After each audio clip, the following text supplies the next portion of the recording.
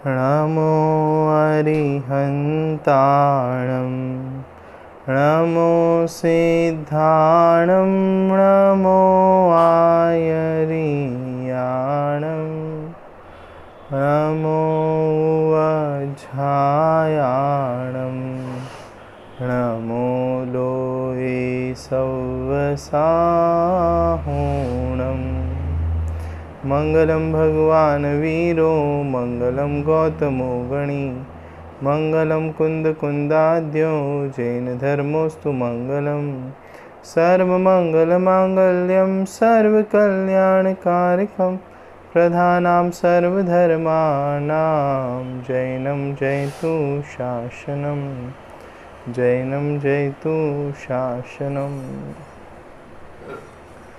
सम्यक्तों की महिमा इस प्रकरण पर विगत कई दिनों से हमारी चर्चा चल रही है, जिसके अंतर्गत सम्यक दृष्टि जीव जो है वो 25 प्रकार के दोषों से रहित और 8 गुण सहित होते हैं। तो जो 8 प्रकार के गुण हैं, उन 8 प्रकार के गुण और उन 8 प्रकार के गुणों से जो विरुद्ध अर्थात निशंकित, निकांक्षित, निर्विचिकित्सा, ये तो गुण हैं, और शंका, कांक्षा, ये सारे दोष हैं। तो इस प्रकार से सम्यक दृष्टि जीव जो है वो 8 प्रकार के गुण सहित और 8 प्रकार के दोष सहित होता है। और बाकी के जो 8 मद, 6 अनायतन और 3 मूर्ता, ये भी सारे दोष है। कुल मिला के 25 दोषों से जो है सम्यक दृष्टि जीव रहित होता है। उसकी चर्चा हम यहाँ पे विस्तार से कर रहे हैं। अभी हमारी जो चर्चा चल रही है वो 8 प्रकार के दोष और 8 प्रकार के गुण, उनकी चर्चा जो है हम यहाँ पे एक एक करके विस्तार से कर रहे हैं, जिसमें निशंकित अंग, निकांक्षित अंग, इन 2 अंग की चर्चा जो है हमने यहाँ पे की है। आज जो हमें चर्चा करनी है वो है निर्विचिकित्सा अंग।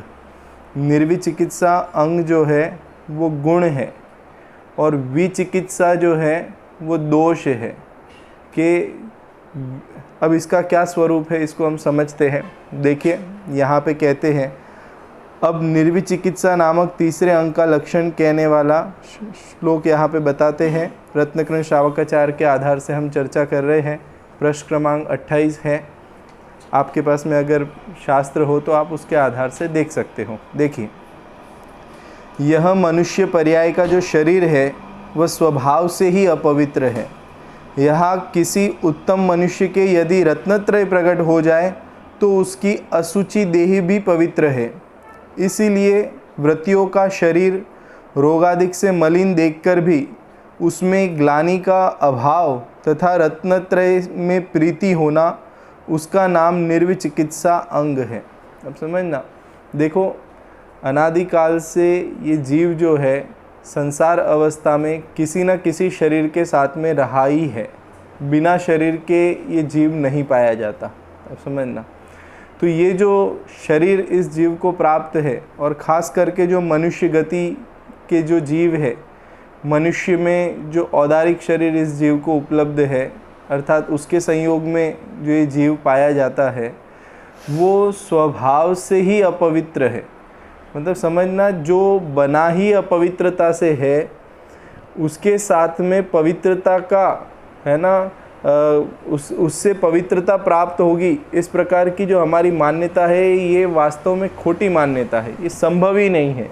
जो चीज़ बनी ही अपवित्रता से है, देखना, और अपवित्रता भी क्या है उसको समझने का प्रयास करना। यहाँ पे कुल मिला के जो सम्यक दृष्टि होता है वो इस शरीर की किसी भी अपवित्र रूप अवस्था होती है उससे ग्लानि नहीं करता, अर्थात उसके प्रति द्वेष भाव नहीं होता उसके चित्त में। उसके प्रति चित्त में कोई गंदा है, खराब है, छी छी, इस प्रकार का जो एक ग्लानि का परिणाम होता है ना, ऐसा ग्लानि का परिणाम है ना, ये तो शब्दों में हमने व्यक्त किया। हम ये शब्द वापरते हैं ना, हमें अगर किसी चीज़ से ग्लानि होती है तो छी छी, कितना गंदा है, ये तो शब्दों में हम इसको व्यक्त करते हैं। लेकिन ऐसा कई बार शब्दों में व्यक्त नहीं करने पर भी कोई ऐसी अवस्था हमारे आँखों के सामने आती है तो हमें उसके प्रति ग्लानि का भाव उत्पन्न होता है। आप समझना, जो 9 प्रकार की कषाय बताई उसमें हास्य, रति, अरति, शोक, भय, जुगुप्सा, स्त्रीवेद, पुरुषवेद, नपुंसकवेद, ये 9 प्रकार के कषाय भाव है। और उसमें से जुगुप्सा नाम का जो कषाय है वो इसी ग्लानि भाव को जुगुप्सा भाव कहते हैं। अब ये एक हिसाब से कषाय का परिणाम है, और ये ग्लानि का भाव जो है, ये जुगुप्सा का भाव जो है वो कषाय है। अर्थात जो जीव है ना, जीव के स्वभाव को घात करने वाला है। अर्थात जब जब ये भाव उत्पन्न होता है तब इस जीव को उससे आकुलता होती है, दुख उत्पन्न होता है। अब समझना, अब इसके पीछे इसके होने का कारण क्या है वो सारी चर्चा हम करेंगे, लेकिन सबसे पहले हमें ये समझ में आना चाहिए जो ये ग्लानि का भाव है, ये जुगुप्सा भाव है, ये कौन सा भाव है? ये कषाय भाव है, ये विभाव भाव है, ये कोई आत्मा का स्वाभाविक भाव नहीं है। और सम्यक दृष्टि जीव जो है उसे इस प्रकार का ग्लानि का परिणाम जो है वो उत्पन्न नहीं होता, अर्थात उसकी वो कषाय जो है वो क्या हो गई है? मिट गई है। अब समझना, तो इस प्रकार से यहाँ पे ये जो चर्चा कर रहे हैं उनके भूमिका अनुसार, ज्ञानी के जिस प्रकार की भूमिका है, सम्यक दृष्टि के चतुर्थ गुणस्थान की भूमिका है, तो उस भूमिका के अनुरूप जो है उतनी कषाय जो है वो अभाव को प्राप्त हो गई है। और उसके अभाव के कारण से उसके जीवन में क्या परिवर्तन आया। अब देखना, ये हम जो 8 अंग की चर्चा कर रहे हैं ना, एक हिसाब से हमें इससे जो ज्ञानी जीव होता है उसके व्यवहारिक जीवन में भी किस प्रकार का परिवर्तन आता है, उसके परिणामों में भी किस प्रकार का चेंज आता है, ये आपको यहाँ से स्पष्ट रूप से जानने में आएगा। अब समझ ना, जो आत्मा का आश्रय करके सम्यक दर्शन की प्राप्ति हुई है वो तो निराकुलता आनंदमय है ही है, उसके साथ में जो उसके जीवन में जो कषाय रूप परिणाम होते थे उन कषाय रूप परिणामों में भी किस प्रकार का परिवर्तन आ गया है वो भी हमें यहाँ से ख्याल में आएगा कि उसे जिनेंद्र भगवान के वचनों में कभी शंका नहीं होती है, उसे लोक में 5 इंद्रिय विषय भोगों की कभी कांक्षा नहीं होती, अंदर में इच्छा नहीं होती है उसकी कि उसे मैं प्राप्त करूं, उसे प्राप्त करके मैं सुखी हो। अब मिल जाना वो बात अलग है और कांक्षा होना वो बात अलग है। आप समझना, हमें कई बार ऐसा होता है कि हमें वस्तु मिलती नहीं लेकिन अंदर में इच्छा बनी रहती है कि ये मिल जाएगा तो मुझे मज़ा आएगी, ये मिल जाएगा तो मैं सुखी हो जाऊंगा। आप समझना, अंदर में वो वासना में हमारे वो पड़ा रहता है। अब वो मिलना नहीं मिलना वो तो पुण्य के उदय के अधीन है। ऐसे ही सम्यक दृष्टि के जीवन में पुण्य का उदय जो है वो बहुत होता है और बाहर में उसे बहुत सारी सामग्री उपलब्ध होती है। लेकिन कई बार ऐसा होता है कि हमारे जीवन में भी होता है ना, कई बार हमें किसी चीज़ की इच्छा नहीं होती है और फिर भी मिल जाती है, लेकिन वहाँ पे कोई हम जो है निशंकित या निकांक्षित हो गए, ऐसा नहीं है। निशंकित निकांक्षित अंग जो है वो वास्तव में जो है सम्यक दर्शन पूर्वक प्रकट होते हैं। तो सम्यक दर्शन सहित ये अंग प्रकट होते हैं। तो इसलिए, और सम्यक दर्शन के बिना भी अगर इस प्रकार का परिणाम होता हो तो वो कषाय की मंदता रूप परिणाम है, उसमें कोई बड़ा आश्चर्य नहीं है। इस जीव के ऐसा भी है ना, बिना आत्मा के अनुभव के ऐसे भी परिणाम हुए हैं कि इसने बाहर में द्रव्यलिंग आदि का धारण किया और धारण करके मुनिपना का 28 मूलगुण का निरतिचार पालन किया, और अगर किसी प्रकार का कोई उपसर्ग आदि भी उसके ऊपर आया तो कभी क्रोधित नहीं हुआ, विचलित नहीं हुआ। उसमें ऐसी भी परिस्थिति दिखाई देती है, लेकिन वो परिस्थिति कषाय की मंदता रूप परिस्थिति है। आत्मज्ञान पूर्वक, आत्मश्रद्धा पूर्वक वो कार्य हुआ हो ऐसा नहीं है। इसीलिए वो जो है वो 9वें ग्रैवेक तक पहुंचाने का कार्य कर सकता है, लेकिन इस जीव को मुक्ति दिलाने में वो संभव नहीं है। हमें यहाँ पे ये समझना है कि निर्विचिकित्सा अंग जो है वो किस तरीके का है कि यह मनुष्य पर्याय का जो शरीर है वह तो स्वभाव से ही अपवित्र है ना, स्वभाव से ही मलमूत्र द्वार 9 द्वार इसमें बने हुए हैं जो कि स्वभाव से ही अशुचि है ना। लेकिन यहाँ पे अगर किसी जीव के जीवन में सम्यक दर्शन की प्राप्ति हो जाए तो सम्यक दर्शन की प्राप्ति होने के कारण से उस अपवित्र शरीर को भी पवित्र कहा जाता है। क्योंकि लिए आप समझना कि किसी है ना, समझो किसी बॉक्स में करोड़ों रुपए का हीरा रखा हो तो उस अंदर में करोड़ों रुपए का हीरा होने के कारण से उस बॉक्स को भी लोग जो है बहुत संभाल के रखते हैं, क्योंकि इसमें वो करोड़ों रुपए का हीरा जो है वो रखा हुआ है। आप समझना, तो उस हीरे की कीमत से उस बॉक्स की कीमत भी है ना, उसको भी क्या किया जाता है, उसको भी आदर दिया जाता है। लेकिन वास्तव में वहाँ पे कीमत किसकी है कि उसमें रखे हुए हीरे की है। ऐसे ही इस मनुष्य पर्याय में जिसे सम्यक दर्शन की प्राप्ति हो जाए तो उसकी देह को भी पवित्र कहने का उपचार जो है, व्यवहार जो है वो जगत में चलता है, कहा जाता है। अब यहाँ पे इसको समझने का स्वरूप करना कि यह शरीर तो सप्त धातुमय तथा मल मूत्रादिकमय है, स्वभाव से ही अशुचि है। यह शरीर तो रत्नत्रय का स्वरूप प्रकट होने से पवित्र हो जाता है। इसीलिए रोग सहित वृद्धावस्था तथा तपश्चरण, क्षीणता, मलिनता देखकर जिसे ग्लानि नहीं होती है किंतु गुणों में प्रीति होती है, उसके निर्विचिकित्सा नाम का अंग है। आप समझना, अब सम्यक दृष्टि जो है उसके देखने का नज़रिया जो है ना वो बहुत अलग तरीके का है। हम जिस तरीके से वस्तु को देखते हैं, सम्यक दृष्टि उस चीज़ को उस तरीके से नहीं देखता है।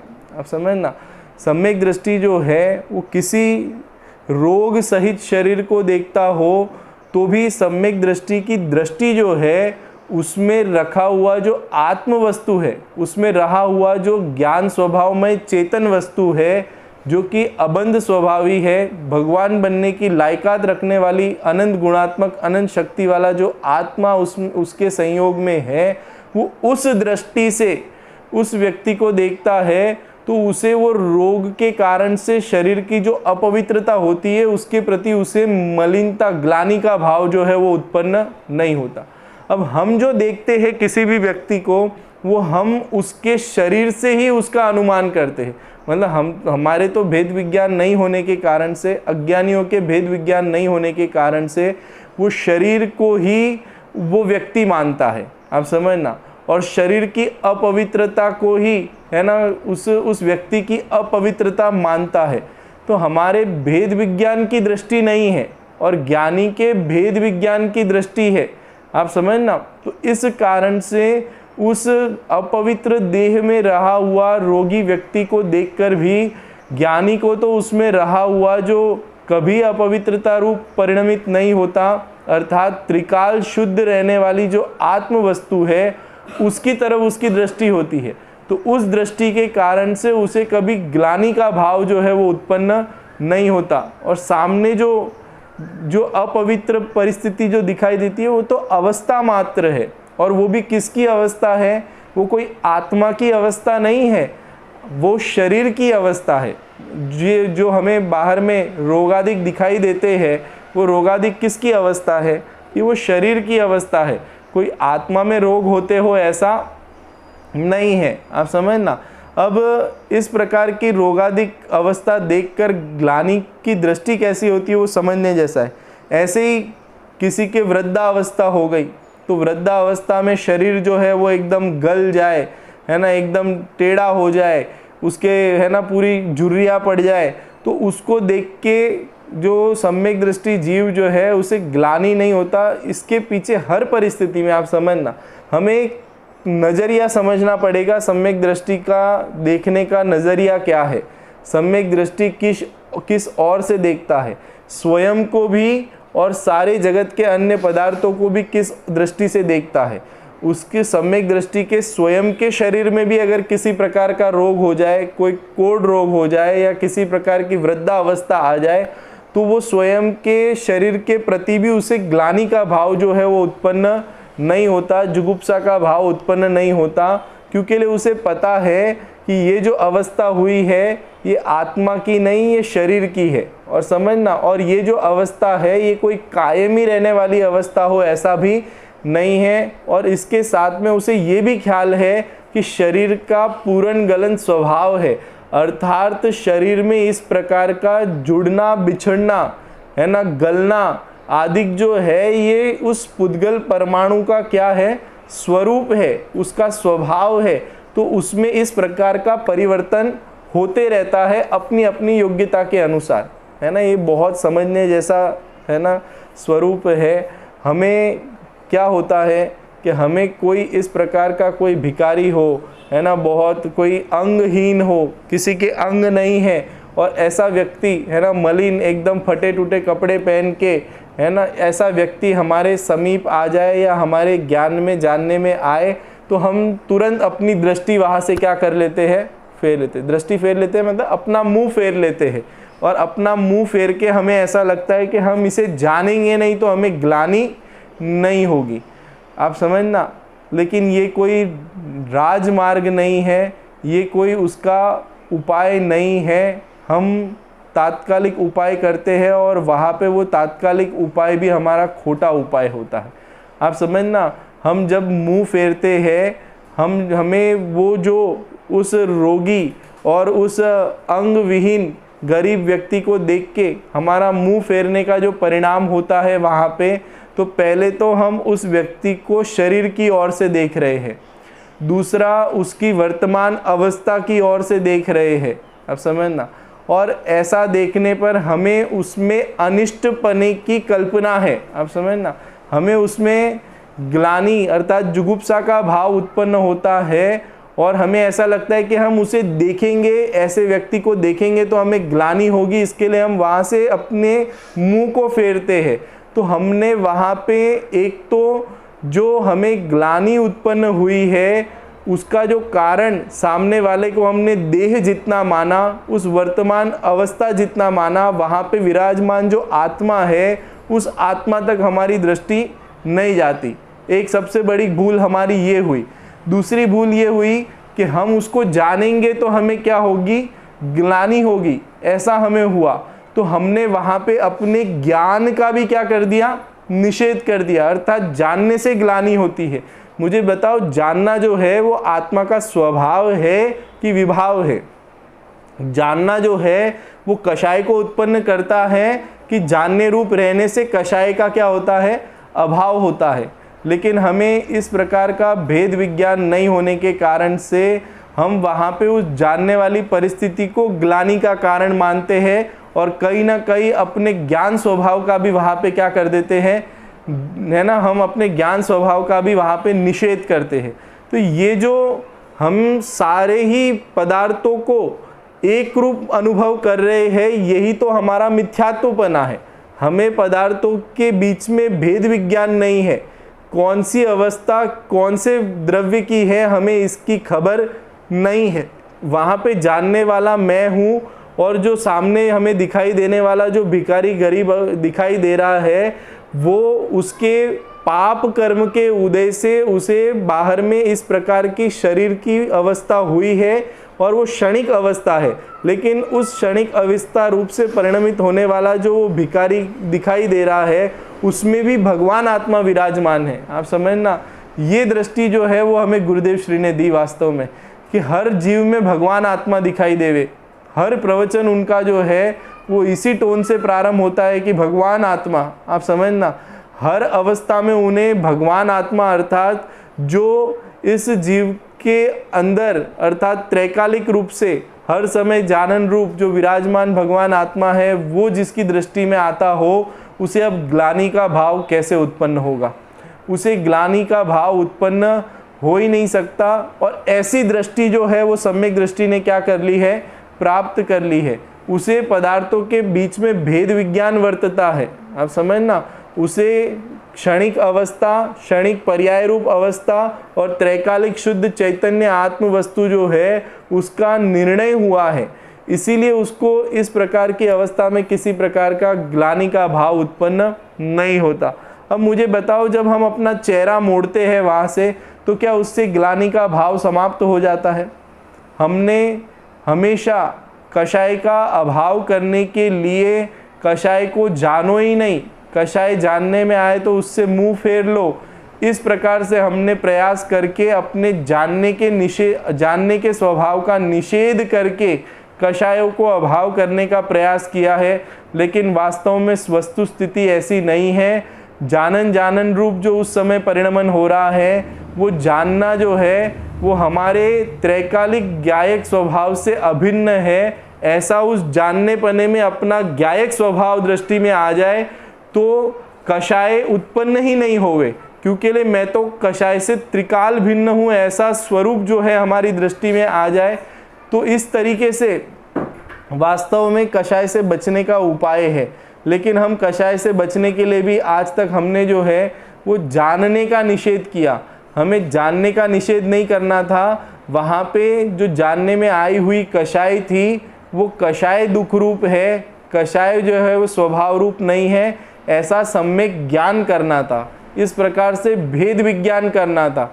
लेकिन हम भेद विज्ञान नहीं करते हुए, भेद विज्ञान में हम प्रवीण नहीं होने के कारण से हमें वो सारी परिस्थिति एक रूप नज़र आती है और हम उस ग्लानि के भाव रूप अपने को अनुभव करते हैं और स्वयं दुखी होते हैं। और दुख दूर करने का क्या उपाय है ये भी हमारे ख्याल में पकड़ में नहीं आता है।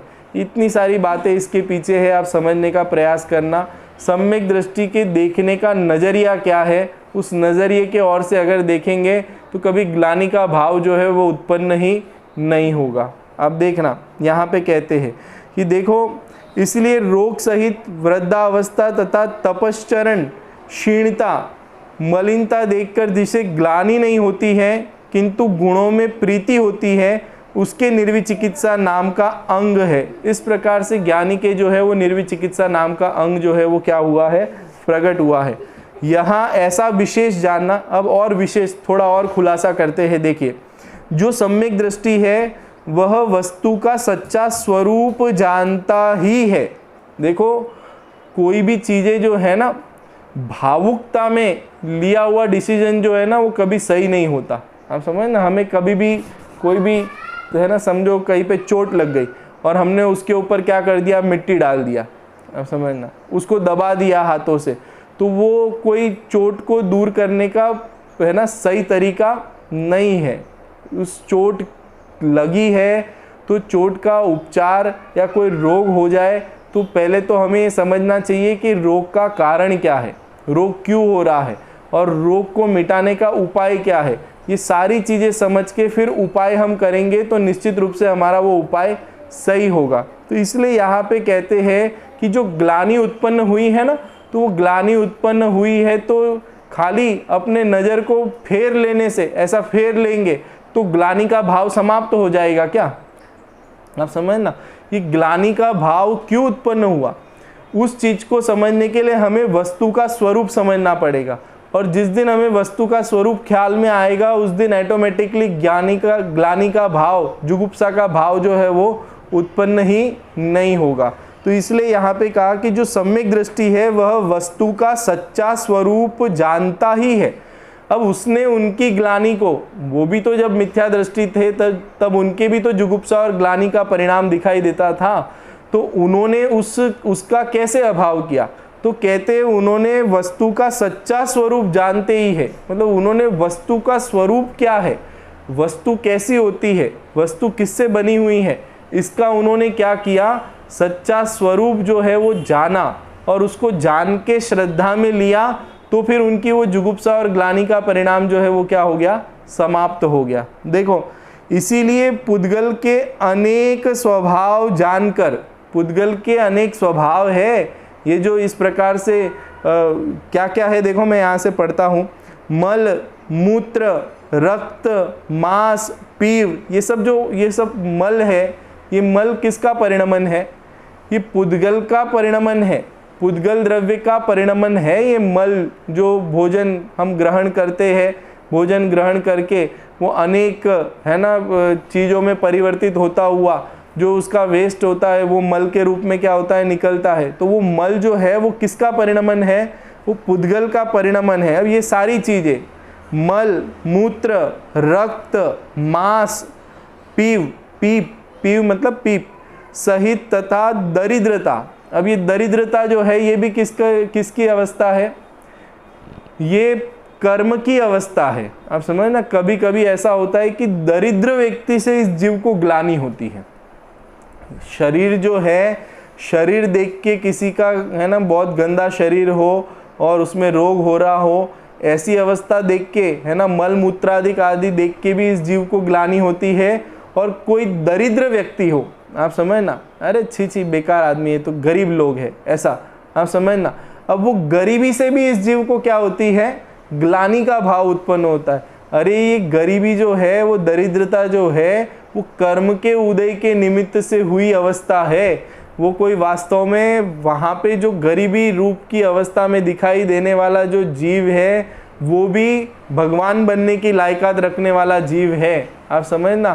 कभी कभी हमें घर में जो दिखने वाले जो छोटे मोटे कीड़े मकोड़े होते हैं, उनके प्रति भी ग्लानि का भाव उत्पन्न होता है। हम उन्हें तुच्छ समझते हैं, हम उन्हें, है ना, उनको मारने का भाव हमारे चित्त में खड़ा होता है। तो ये जब ग्लानि का भाव जो है ना, वो तीव्र ग्लानि होना, तो उससे अपने नज़र से हटाने का, उसे मार देने का, उसकी सत्ता को समाप्त कर देने का कषाय भाव जो है वो, है ना, कषाय से कषाय जो है वो क्या होती है, एक दूसरे से प्रेरित होती है, आप समझना। ऐसी परिस्थितियाँ बनती है। देखो इसलिए कहा कि मल मूत्र रक मांस पीव सहित तथा दरिद्रता को देख के भी ग्लानि होती है। रोगादिक सहित मनुष्य, है ना, कोई शरीर रोग सहित मनुष्य कोई हो, उसको देख के, वह तिर्यंचों के शरीर आदि की मलिनता। अब कई प्रकार के तिर्यंच गति के जीव होते हैं और उनके जीवों की मलिनता देखकर, है ना, दुर्गंध आदि देखकर, है ना, बहुत बदबू आ रही हो, दुर्गंध आ रही हो, है ना, दुर्गंध देखकर सुनकर ग्लानि नहीं करता है ना। जो सम्यक दृष्टि जीव जो होता है, उसे उस पुद्गल वस्तु का स्वरूप पता है ना, उसे पता है ये सब सारी अवस्था किसकी है, ये, है ना, कर्म जनित अवस्थाएं है, ये पुद्गल की अवस्था है, इसमें आत्मा का कोई रूप ही नहीं है, ऐसा उसे ख्याल में होने के कारण से उसे इन सारी चीज़ों में जो है ग्लानि का भाव नहीं होता। कर्मोदय के उदय से क्षुधा, तृषा, रोग, दारिद्रता से दुखी होना, पराधीन, बंदीगृह आदि में पड़ जाना, नीच कुल आदि में उत्पन्न होना। अब ये जो सब अवस्था होती है ना, समझो किसी जेल में बंद हो जाना, नीच कुल में जन्म लेना, भूख लगना, है ना, तृषा लगना, रोग आदि हो जाना, दरिद्रता हो जाना, नीच कर्म में, है ना, नीच कर्म से मलिन भोजन करना, है ना। कई बार हमें ऐसे जीवों के प्रति भी ग्लानि का भाव होता है जो मांस भक्षण आदि ऐसे, है ना, मलिन भोजन करते हैं, आप समझना। तो ये जो मलिन भोजन करते हैं, ये मलिन भोजन जो है ये किसके कारण से हो रहा है, वो भी वहाँ पे भी नीच कर्म, अर्थात पूर्व में ऐसे खोटे भाव किए हैं जिसके कारण से इस प्रकार का परिणाम हुआ है, उसमें उसे सुख बुद्धि रूप बुद्धि चलती है। तो ऐसी स्थिति में जाके जन्म लेता है जहाँ पे नीच कर्म से मलिन भोजन करना, मैले गंदे वस्त्र पहनना, खोटा रूप अंग उपांग की प्राप्ति होती है ना। खोटा उपांग अंग, है ना, कोई हाथ कटा हुआ है, किसी के नाक नहीं है, किसी के कान नहीं है ना, किसी के पैर नहीं है, और किसी के, समझो ना, पूरा चेहरे का रंग ढंग जो है वो एकदम डरावना सा लगता हो, इस तरीके का अंग उपांग की प्राप्ति होती है। सम्यक दृष्टि इसमें ग्लानि करके अपने मन को खराब नहीं करता है। अब समझ, सम्यक दृष्टि जो है इन सारे पदार्थों से अपने मन को, अर्थात अपने मन में वो ग्लानि का भाव जो है उत्पन्न उसके नहीं होता है, तथा कषायों के अधीन हुए निंद्य आचरण करने वाले को देखकर अपने परिणाम नहीं बिगाड़ता है, उसके निर्विचिकित्सा अंग होता है। आप समझ ना। देखो इस विश्व में सम्यक दृष्टि जीव जो है वो भी जानने देखने रूप कार्य करता है, उसके भी ज्ञान में ये सारी परिस्थिति जानने में आती है कि नहीं आती है। जानना तो जीव का स्वभाव है, हर चीज़ें जो है वो जानने में आती है। अब जानने में आती है तो उसे उसका स्वरूप ख्याल में आ जाए, आप समझना, तो उससे प्रभावित नहीं होगा, उसकी दृष्टि परिवर्तित हो जाए, दृष्टि स्वभाव सन्मुख हो जाए, दृष्टि आत्म सन्मुख हो जाए, तो इन सारी ग्लानि आदि कषाय के भावों से हम क्या हो सकते हैं, बच सकते हैं। इससे बचने का जो हम तात्कालिक उपाय करते हैं, हम अपने नाक को ढक लेते हैं या हम अपने मुंह को फेर लेते हैं, हमारे सामने वो आए ही नहीं, हमें वो दिखाई नहीं दे, या फिर हम वहाँ पे उनके क्षेत्र में जाए ही नहीं, इस तरीके से जो हम तात्कालिक उपाय करते हैं, वास्तव में ये उपाय जो है वो यथार्थ नहीं है।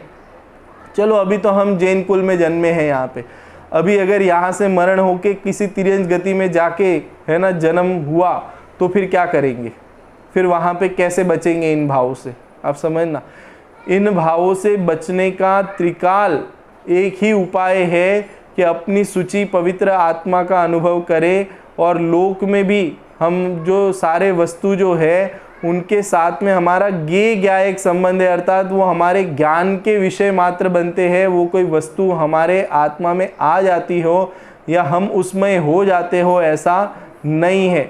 और इसी तरीके से जो है वो हम ग्लानि के भाव से क्या हो सकते हैं, बच सकते हैं। और ऐसी दृष्टि जो है वो सम्यक दृष्टि ने क्या कर ली है, प्राप्त कर ली है। देखो, मलिन क्षेत्र, मलिन ग्राम, अब क्षेत्र की ओर से भी मलिन क्षेत्र, जैसे नरकादिक जो है उसको मलिन क्षेत्र का स्थान कहा जाता है।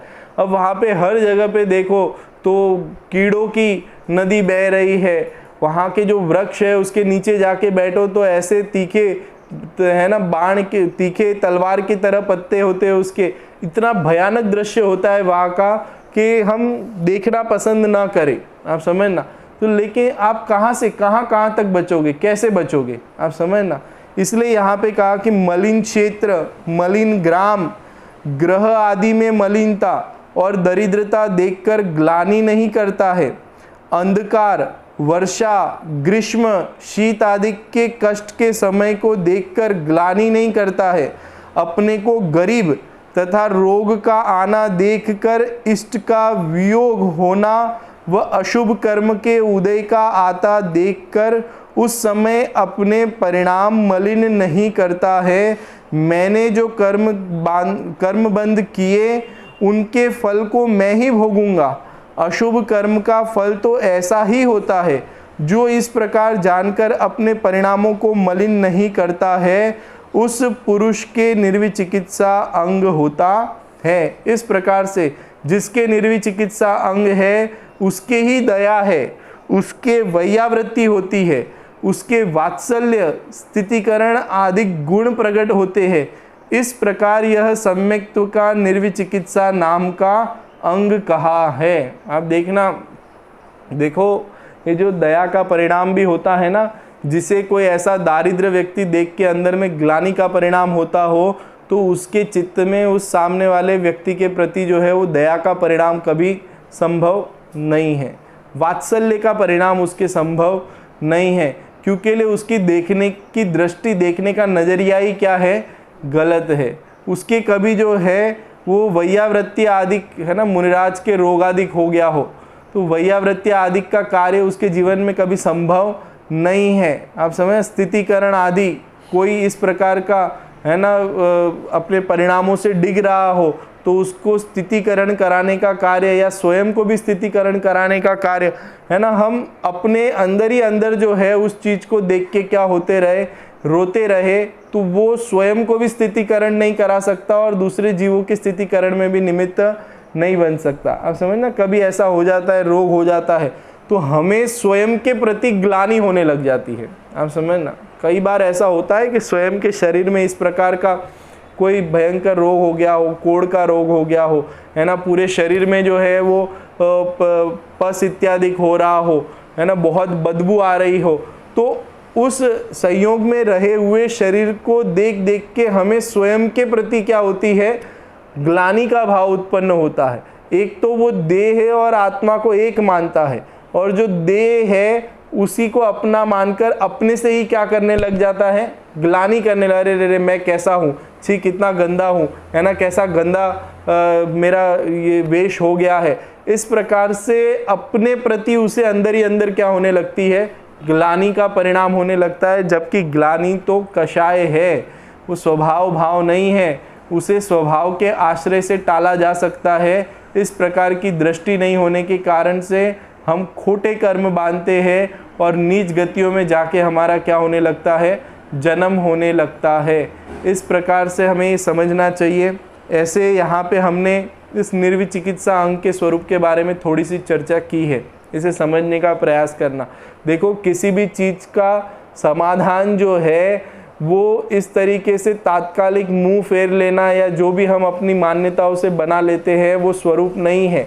कहीं पे अपने ज्ञान का निषेध कर देना वो कोई वस्तु की स्थिति को बदल देगा, ऐसा नहीं है। आप समझना, कई बार ऐसा हम स्टोरी सुनते हैं ना कि जैसे समझो वो कुत्ता है जो बिल्ली को पकड़ने आ रहा होता है, तो वो बिल्ली क्या करती है, अपने कान से अपने आँख को ढक लेती है और उसे या तो अपने आँख को बंद कर लेती है।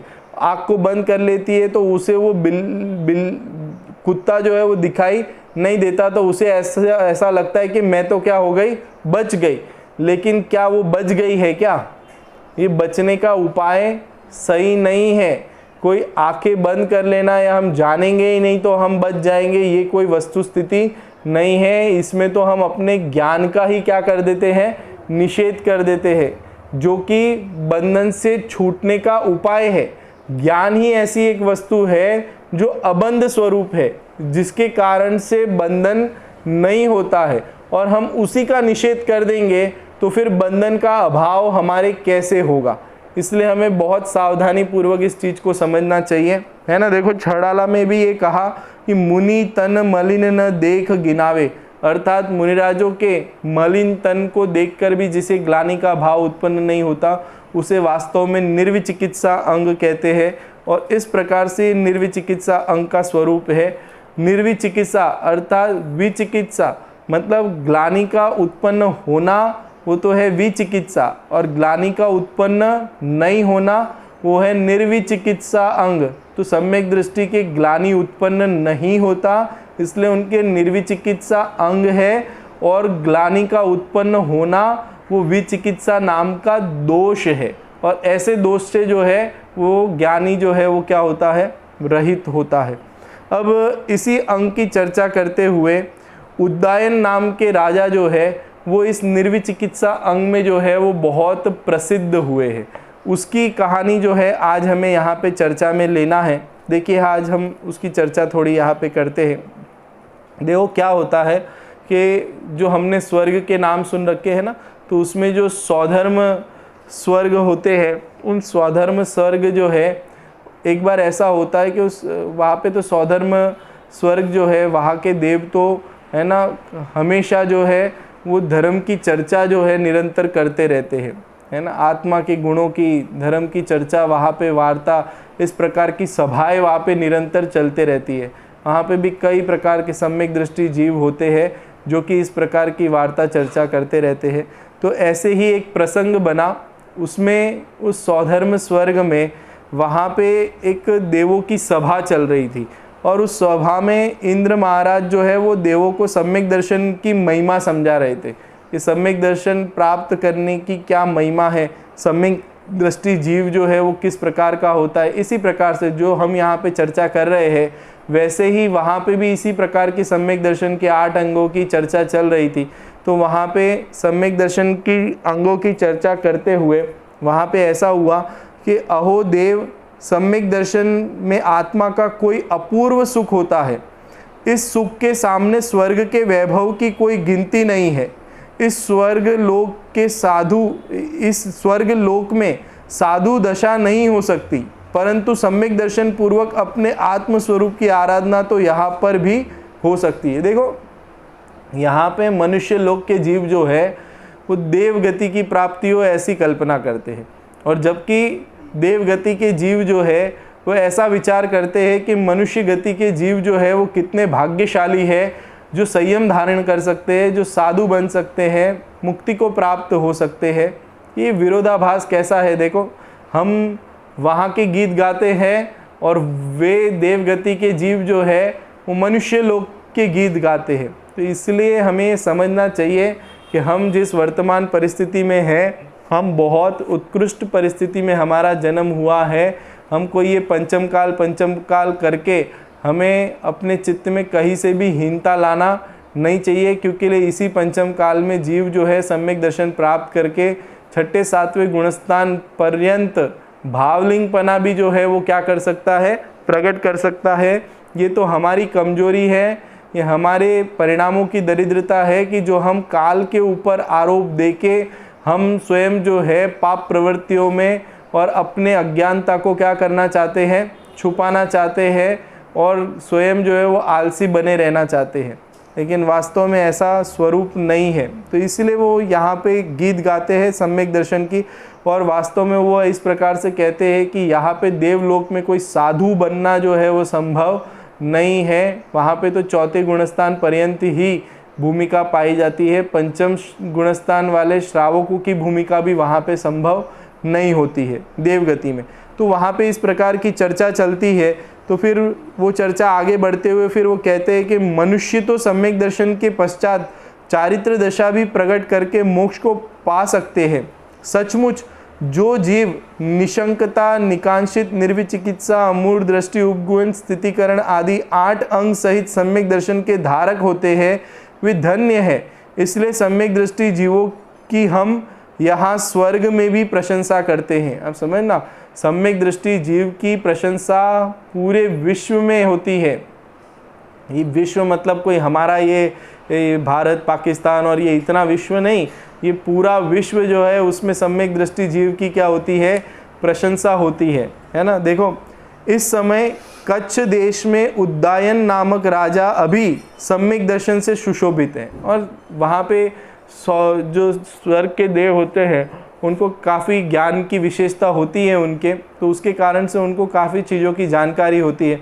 तो मनुष्य लोक में उस समय जब चर्चा चल रही होगी तभी कच्छ देश के एक उद्दायन नामक राजा जो थे वो सम्यक दृष्टि थे, ऐसा उनको ख्याल में आता है। और सम्यक दर्शन के 8 अंग का वे पालन करते हैं, उसमें भी निर्विचिकित्सा अंग का पालन करने में वे बहुत दृढ़ है। मुनिराजों की सेवा में वे इतने तत्पर हैं कि कैसे भी रोगादिक हो तो भी वे जरा भी जुगुप्सा नहीं करते और घृणा बिना परम भक्ति से धर्मात्माओं की सेवा करते हैं। धन्य है उन चरम शरीरी धर्मात्मा को। आप समझना, ये जो उद्दायन राजा जो थे वो चरम शरीरी थे। चरम शरीरी मतलब तद्भव मोक्षगामी, अर्थात उसी भव से क्या होने वाले हैं, मोक्ष को प्राप्त होने वाले, मुक्ति को प्राप्त होने वाले ऐसे सम्यक दृष्टि उद्दायन राजा जो है वो 8 अंगों का पालन करते हैं। और उसमें भी किसी भी प्रकार के कोई मुनिराज जो उनके यहाँ पे आहार आदि के लिए आते थे, अगर उनको किसी प्रकार का कोई रोग हो तो भी उनकी बहुत बिना ग्लानि भाव के, बिना जुगुप्सा के उनकी जो है वो आहार आदि को कराना और वैयाव्रत आदि का परिणाम उनके पाया जाता था। देखो अब यहाँ पे इस चर्चा को सुन के वहाँ पे उस सभा में एक वासव नाम का देव था।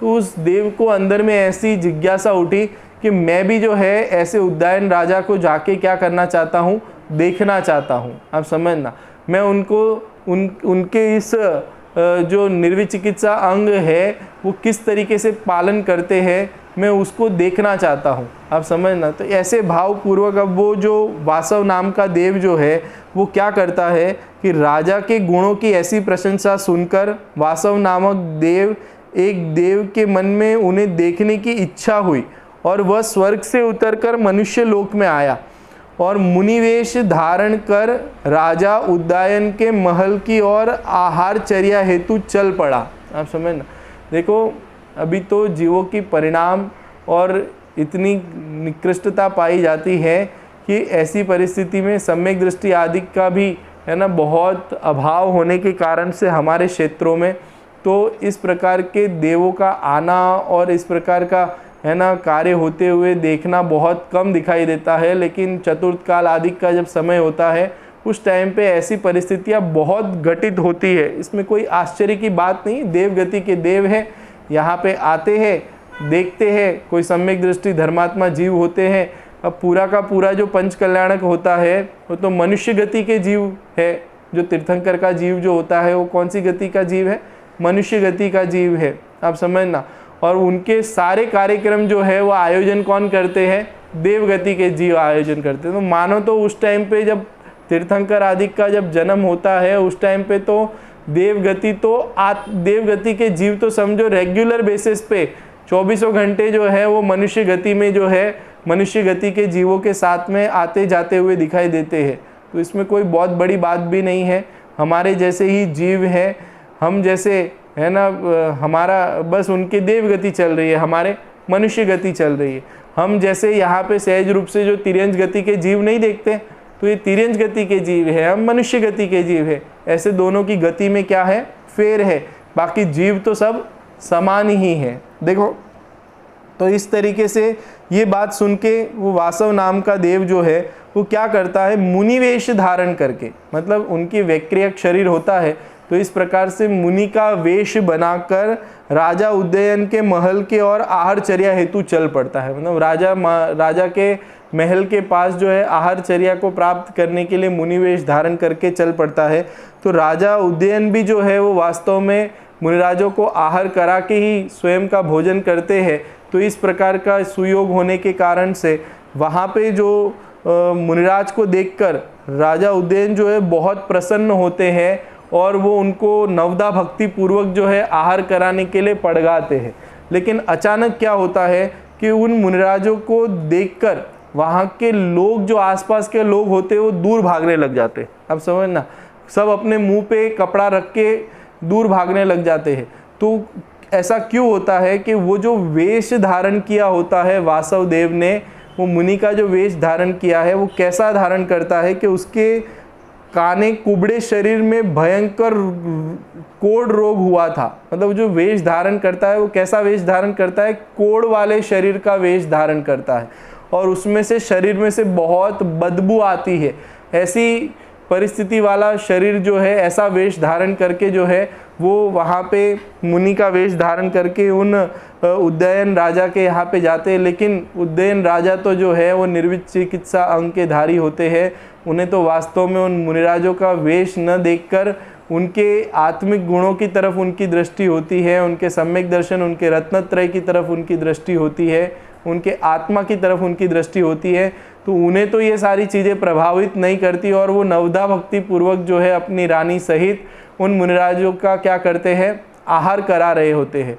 अब आहार कराते कराते ही क्या होता है कि वो मुनिराज जो है अचानक उनका पेट खराब होता है और वो उल्टी करते हैं और वो दोनों राजा रानी के ऊपर ही पूरी क्या कर देते हैं, उल्टी कर देते हैं। तो ऐसा उल्टी कर देने पर भी जो है वो राजा रानी जो है वो बिल्कुल भी उनसे जो है प्रभावित नहीं होते और उल्टा वो ऐसा सोचने लग जाते हैं कि हमारे ही भोजन बनाने की प्रक्रिया में कोई गड़बड़ी हो गई होगी या कुछ खराबी हो गई होगी, इस कारण से ऐसी परिस्थिति घटित हुई है। और बिना ग्लानि करते हुए इस तरीके से उन मुनिराजों के अंग को है ना स्वच्छ करने का कार्य करते हैं, बिना ग्लानि के भाव के, आप समझ, बिना जुगुप्सा के, बहुत उत्साहपूर्वक अंदर में जो है उन मुनिराजों की आत्मा की दृष्टि रखते हुए जो है वो इस प्रकार का कार्य करते हैं। और ये चीज़ देख के जो है वो वासव नाम का जो देव है उसे बहुत आश्चर्य होता है और उसे वास्तव में उस चीज़ का बहुत बहुमान आता है कि वास्तव में सम्यक दृष्टि जीव जो है वो किस प्रकार से है ना निर्विचिकित्सा अंग का क्या करते हैं, पालन करते हैं। ये देखकर फिर जो है वो जो वासव नाम का देव जो है वो जो मुनिराज का जो वेश धारण किया होता है वो अचानक से वहाँ पे से क्या हो जाते हैं, गायब हो जाते हैं। और सामने वो वासव नाम का देव जो है वो अपने यथार्थ स्थिति में, अपने सच्चे रूप में जो है वो सामने आता है और सामने आके फिर वो ये सारा वृत्तांत सुनाता है कि हमने आपके बारे में जो है उस स्वर्ग लोक में भी आपकी बहुत प्रशंसा होती है और मेरे मन में इस प्रकार की जिज्ञासा हुई कि मैं इस प्रकार से आपके उस निर्विचिकित्सा अंग का है ना कैसा आपका पालन होता है उसको मैं आके देखूं। और इस प्रकार से वो उन उदयन राजा का बहुत बहुमान करते हैं, उनकी बहुत प्रशंसा करता है वो देव। और उन उदयन राजा को जो है अपनी तरफ से है ना कई प्रकार से भेंट देने का प्रयास करता है ना, कई प्रकार का राजा को जो है आभूषण, वस्त्र और बहुत सारी विद्याएं देने का जो है प्रस्ताव रखता है। लेकिन उदयन राजा जो है वो निकांक्षित अंग के साथ में हमने इससे पहले वाला अंग भी पढ़ा था, निकांक्षा मतलब आकांक्षा नहीं होती उनको इन सारे भोग पदार्थों की, तो वो उस चीज़ के लिए मना कर देते हैं। और इस परिस्थिति के बाद में जो है वहाँ पे वर्धमान स्वामी का अर्थात महावीर स्वामी का जो है समूशरण जो है चल रहा था, समूशरण का समय था वो वर्धमान स्वामी का, तो वो उदयन राजा जो है उन वर्धमान भगवान के समूशरण में जाते हैं और वहाँ पे जाके जैनेश्वरी दीक्षा धारण करते हैं और जैनेश्वरी दीक्षा धारण करके केवल ज्ञान को प्राप्त हो जाते हैं, अर्थात मुक्ति को प्राप्त हो जाते हैं। इस प्रकार से देखिए किस प्रकार का जीवन होता है सम्यक दृष्टियों का, उनकी दृष्टि किस प्रकार की होती है और हमारे सोचने समझने की देखने की दृष्टि किस प्रकार की होती है, ये हमें देखना चाहिए। आप समझना, उन सम्यक दृष्टियों और उन ज्ञानी भगवंतों से जरा भी हम कम नहीं हैं, लेकिन हम अपने आप को और इस वस्तु स्वरूप को और जगत को जिस दृष्टि से देखते हैं उस दृष्टि में खोट है। वास्तव में वस्तु स्वरूप में कहीं पे भी खोट नहीं है, और अगर उस दृष्टि का खोट निकल जाए तो हम भी वास्तव में सम्यक दृष्टि होते हुए मुक्ति को, केवल ज्ञान को प्राप्त कर सकते हैं। इस प्रकार का सामर्थ्य हमारे में भी है। तो इस प्रकार से हमने निर्विचिकित्सा अंग के बारे में यहाँ पे विस्तार से चर्चा की है। अब इसके बाद में जो है कल यहाँ पे हम अमूढ़ दृष्टि अंग की चर्चा करेंगे। एक एक अंग के अंतर्गत एक एक प्रेरणा जो है हम यहाँ से ले रहे हैं। बाकी देखा जाए तो सम्यक दृष्टि के ये 8 ही अंग और 25 प्रकार के दोष से रहित 8 ही अंग एक साथ उनके जीवन में जो है वो क्या होते हैं, प्रकट होते हैं, प्राप्त होते हैं। इतना सुंदर उनका जीवन होता है। हम भी ऐसा अपना जीवन बनाने की प्रेरणा ले। इस प्रकार के मंगल भाव के साथ मैं अभी की बात विराम करता हूँ। निज निधि निज में बताई, यह अनंत उपकार है, उसके लिए जिन वाणी माँ को वंदना शत बार है।